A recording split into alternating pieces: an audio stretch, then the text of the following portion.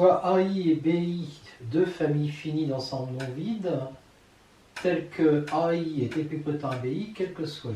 Alors, le produit des AI est équipotent au produit des BI. Et c'est vrai aussi, si on prend cette fois-ci des familles dénombrables d'ensembles non vides. Alors, les ensembles, ils sont quelconques, on ne dit pas s'ils sont finis ou infinis. On a le même résultat. Donc le petit 1 se fait évidemment par récurrence, c'est vrai pour n égale 1. Si n est égal à 2, on a deux bijections et on obtient la fonction f qui est une bijection de 1 croix 2 vers B1 croix B2. Je crois que je l'ai déjà fait, donc je ne le refais pas. Et on suppose le résultat vrai à l'ordre n, et à ce moment-là, de 1 à n plus 1, on remarque là, et je l'ai déjà fait, que c'est équipotent à ça, mais que lui, il est équipotent à lui, et lui, il reste équipotent lui-même. Donc d'après ce qu'on a vu avant, ça va être équipotent. Ça va être équipotent à ça, qui est équipotent à ça, et donc c'est terminé. C'est héréditaire, donc par le théorème de récurrence, c'est toujours vrai. Dans l'autre cas, on considère l'ensemble FI des fonctions de AI vers BI. EI, l'ensemble des bijections de AI vers BI, cette collection est bien l'ensemble. C'est l'ensemble des F appartenant à FI, tels que F de AI égale BI, et si T est T', ça c'est la surjection, et ça c'est l'injection, implique F de T différent de F de T'. AI est équipotent à BI, donc FI est non vide, et donc il existe U appartenant à pi des EI, tel que quel que soit I, U de I appartenant à FI est une bijection de AI vers BI. Soit psi, qui a F ici, associe G ici, où G c'est l'application qui a I, associe U de I, qui est une bijection, hein, on lui applique un élément de AI qui est F de I, c'est bien défini. D'accord? C'est les raisons que je viens de donner.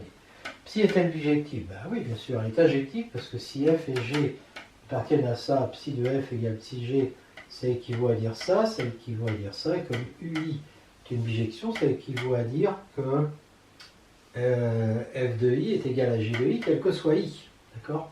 C'est-à-dire qu'on fixe le I, si vous voulez. Et donc j'obtiens que F de I est égal à G de I.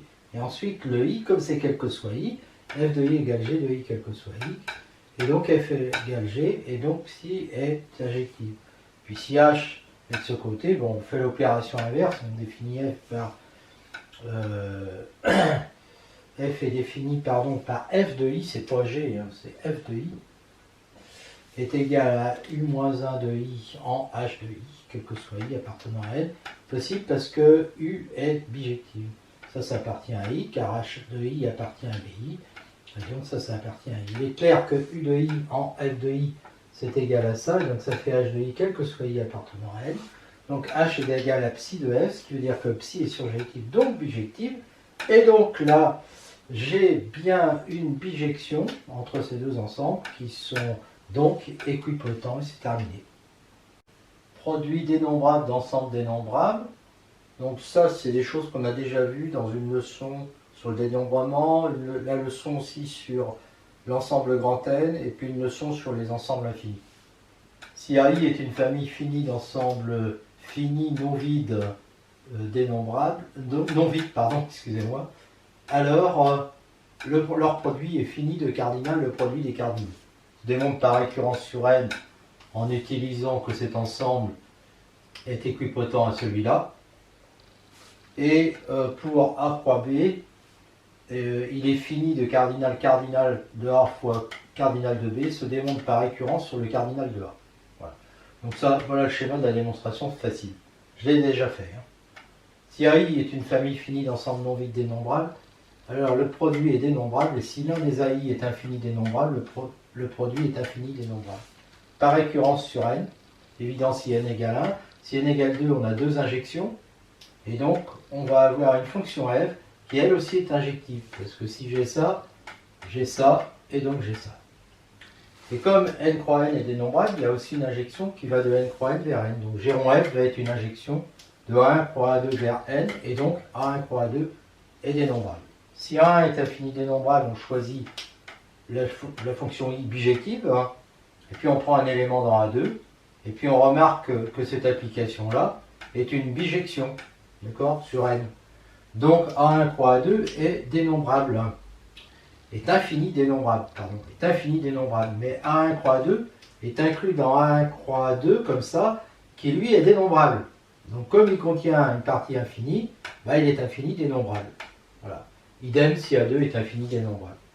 L'hérédité, bah, grâce à ça, on voit que si AN plus 1 est dénombrable, alors le produit, ça c'est dénombrable par hypothèse de récurrence, ça c'est dénombrable, donc le produit est dénombrable. Si ça c'est infini dénombrable, on vient de voir que le produit est infini dénombrable. Et puis si là-dedans, il y en a un qui est infini dénombrable, alors ça va être infini dénombrable, et donc le produit aussi. Donc on voit que si l'un des n plus 1 ensemble est infini dénombrable, le produit est infini dénombrable. Par théorème de récurrence, c'est toujours vrai, puisque c'est héréditaire. Conséquence, le produit des AI est infini dénombrable, si et seulement si l'un des AI est infini dénombrable. En effet, si aucun n'est infini dénombrable, alors ils sont tous finis, et à ce moment-là, on sait que le produit est fini.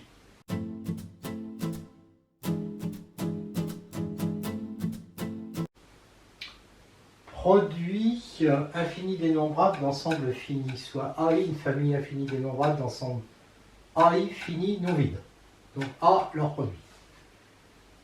Delta, l'ensemble des I pour lesquels le cardinal de AI est supérieur ou égal à 2. On compte ceux qui ont un cardinal supérieur ou égal à 2. S'il est fini ou vide, alors A est fini. De cardinal, produit des cardinals des AI pour I appartenant à delta, si delta est différent du vide, et 1 sinon.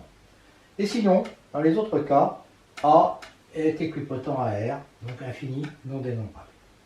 Premièrement, si delta est différent du vide, ben AI est réduit à un singleton, quel que soit I, et donc il n'y a qu'un élément dans A, cardinal 1. Sinon, cardinal de delta est égal à N, quitte à changer l'ordre des indices, par une équipotence, A a le même nombre d'éléments que A', est équipotent à A'.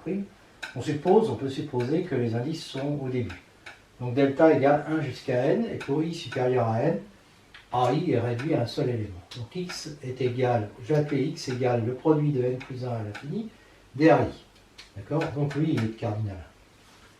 Et je considère psi l'application qui a une fonction de A, parce que A c'est un ensemble de fonctions, associe la fonction de ça, c'est aussi un ensemble de fonctions, où G est définie par I donne F de I appartenant à I. Elle est bijective. Elle est bijective parce que si je prends G ici, G est psi de F est égal à psi de F, où F est la fonction de A qui a I appartenant à N, donne G de AI si I est entre 1 et N, et AI autrement. Et donc ça veut dire qu'elle est surjective. Et si H appartient à A, et que F appartient à A, dire ça, ça équivaut à dire ça. Et donc F est égal à H. Pourquoi?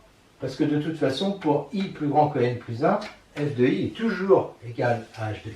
Donc psi est injectif, donc bijectif. Donc A est équipotent à produit des AI de 1 à N, qui lui est fini de cardinal, c'est égal produit des cardinaux des AI pour I appartenant à delta.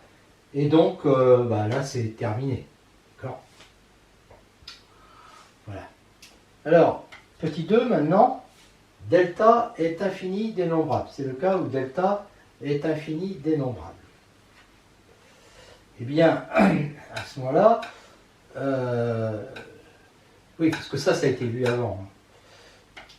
Delta, je vais distinguer deux cas.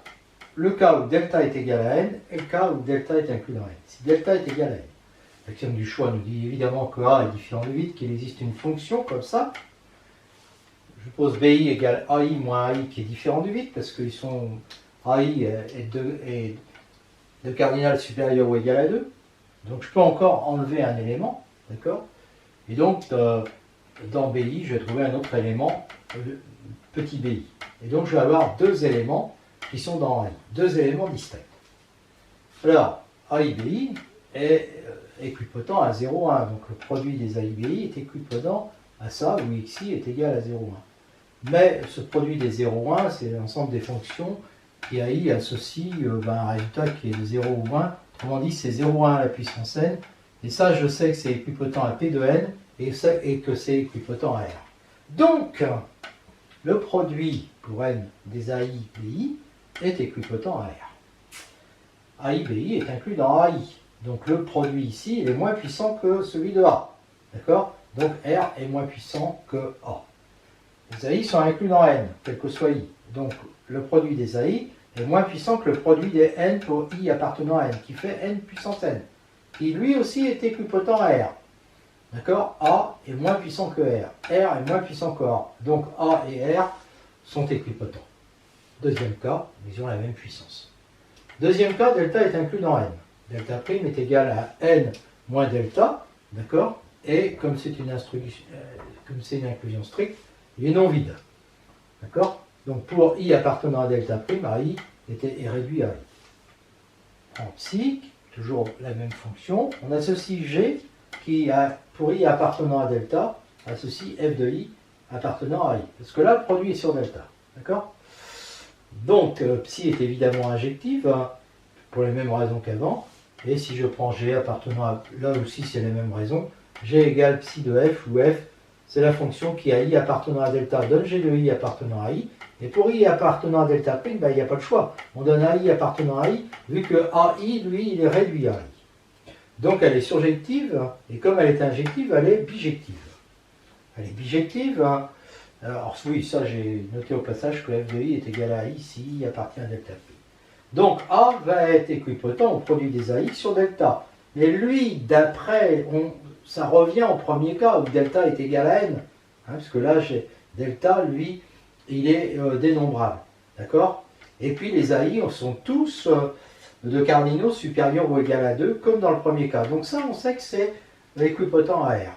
Donc A est équipotent à R. Hein, sinon, c'est-à-dire dans tous les cas, là, A est équipotent à R.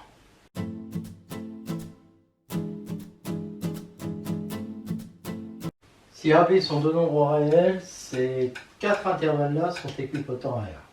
Alors on sait déjà que celui-là est équipotent à R. On considère f défini comme ça, qui est bijective. Bon, elle est linéaire, hein. F de 0 est égal à A, f de 1 est égal à B. Et donc on a que AB ouvert est équipotent à 0,1 ouvert, donc à R. Alors maintenant, AB ouvert, il est équipotent à R, donc il est infini. Si on lui rajoute un élément, on obtient toujours on obtient un intervalle qui va être équipotent à AB ouvert, donc à R. Voilà. Et puis là, on fait pareil avec celui-là. Et puis pour le dernier, on rajoute un élément à AB qui est infini équipotent à R. Donc ces deux-là sont équipotents. D'où le résultat. Zn de x, Qn de x, Z de x, Q de x, donc des ensembles de polynômes, sont tous infiniment dénombrables, équipotents à n. On considère cette application f qui est évidemment bijective et on obtient que Zn de x est équipotent à Zn plus 1, donc à n puissance n plus 1 qui est équipotent à n. Idem pour Qn de x avec la même fonction, et donc Qn de x est équipotent à Q à la puissance n plus 1, mais Q est équipotent à n, donc c'est équipotent à n à la puissance n plus 1, donc à n. Z de x, c'est la réunion des zk de x, alors ils sont tous infiniment dénombrables, et c'est une réunion infiniment dénombrable. Donc le résultat, c'est qu'on va obtenir un ensemble infini dénombrable, donc est équipotent à n, idem pour Q de x. Rn de x est équipotent à R, R de x est équipotent à R, toujours avec la même fonction qui est bijective, et donc Rn de x va être équipotent à R puissance n plus 1 qui est équipotent à R. Et cette fonction-là, alors là maintenant on est dans R de x, elle est injective, et donc R de x est moins puissant ou égal à R puissance n, c'est-à-dire à R. Donc on a cette inégalité. Mais Rn de x est inclus dans R de x, donc Rn de x va être moins puissant ou égal à R de x. Et donc, comme Rn de x est équipotent à R, on obtient ça. Ça et ça, d'où on déduit que R de x est équipotent à R. L'ensemble A des nombres réels algébriques, donc alors, je vous rappelle ce que c'est qu'un nombre algébrique, hein. X appartient à A si et seulement s'il est racine d'un polynôme de Zn de x.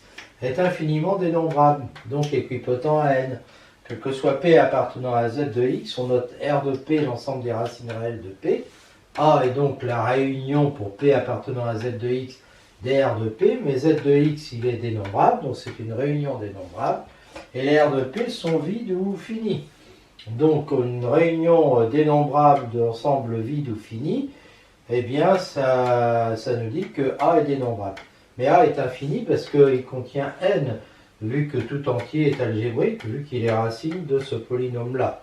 Donc oui, ce que j'ai oublié de dire, c'est ce qu'on veut, c'est un polynôme évidemment non nul. Donc A est infiniment dénombrable, donc il est équipotent à n. L'ensemble T des nombres réels transcendants est équipotent à R. Donc T c'est R privé de A. Alors pourquoi est-ce qu'il est équipotent à R? R est infini. T aussi va être infini, parce que s'il était fini, R qui est A union T, donc fini union dénombrable, il serait dénombrable, ce qui n'est pas le cas. Donc T est infini, R est infini et A est dénombrable. On a un théorème qui dit que T est équipotent à R. L'ensemble θR des ouverts de R a la puissance de R. θR est équipotent à R. On prend B, l'ensemble des intervalles de cette forme. On sait que c'est une base dénombrable de θR. Tout ouvert est une réunion finie ou infinie dénombrable d'éléments de B. B est dénombrable, donc on peut s'écrire comme ça. On prend la fonction f qui a P de n vers θR qui a une partie A de n associe l'union des IN, n appartenant à A. Bon, c'est une surjection d'après ce qu'on vient de dire. Donc θR va être plus petit que P de n. Et donc θR va être plus petit que R. X, on prend maintenant la fonction qui a X appartenant à R, associe cet intervalle-là, qui appartient à θR, elle est injective. Et donc là, on part de R, donc on en déduit que R est plus petit que θR, et de ces deux trucs-là, on obtient que θR est équipotent à R. N puissance R, donc l'ensemble des fonctions de R vers N est équipotent à R.